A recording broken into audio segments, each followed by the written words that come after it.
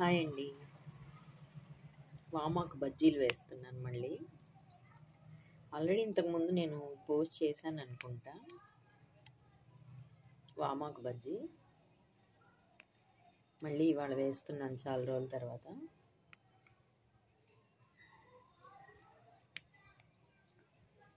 భలే అందంగా ఉంటుంది కదండి వామాకు.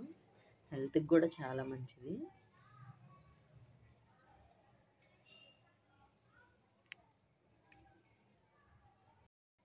ఇది పెరగటం కూడా చాలా ఈజీగా పెరుగుతుందండి. ఇదిగోండి ఇన్ని ఆకులు కోసేసుకున్నాను బజ్జీల కోసం. ఇప్పుడు మనం ఇన్ని కోసేసాం కదా, మళ్ళీ కూడా వచ్చేస్తాయి మొత్తం ఆకులన్నీ. చాలా తొందరగా ఫాస్ట్గా పెరుగుతుంది. అసలు ఎంత అందంగా ఉందో కదా ఆకు. నాకైతే వామాకు చూస్తుంటే చాలా బాగుంటుంది, నాకు బాగా ఇష్టం. హెల్త్కి కూడా మంచిదండి ఏదో రకంగా తింటే. ఆకులు మొత్తం నీట్గా కడిగేసుకున్నానండి. ఇప్పుడు శనగపిండి కలిపేసుకుందాం బజ్జీల కోసం. ఒక బౌల్లోకి శనగపిండి తీసేసుకున్నాను. కొద్దిగా బియ్యపిండి తీసుకుందాము, ఒక 2 స్పూన్లంతా. వాము ఫ్లేవర్ ఇంకొంచెం తెలియాలని చెప్పి నేను ఇక్కడ వాము కూడా తీసుకున్నానండి కొంచెం. ఈ వాము కూడా వేసేస్తున్నాను. ఒక చిటికెడు సోడా ఉప్పు, 1 స్పూన్ కాగబెట్టిన నూనె. ఇవన్నీ బాగా మిక్స్ చేసేసుకుందాము.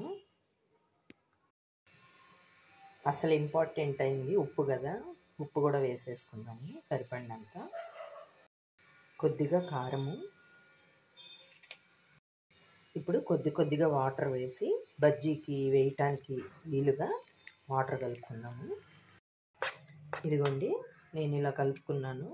మరీ జారుగా ఉంటే పిండి మనకి వామాకుకి అంటుకోదు, అందుకని చెప్పి కొంచెం తిక్కుగానే కలుపుకోవాలి.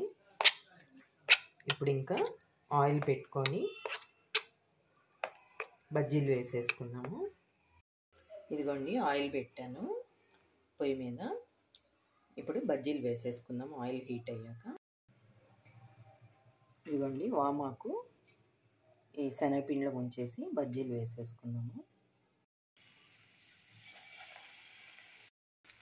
ఇదిగోండి ఇలా మనం అన్నీ బజ్జీలాగా వేసేసుకొని 2 పక్కల వేయించుకొని తీసేసుకోవాలి.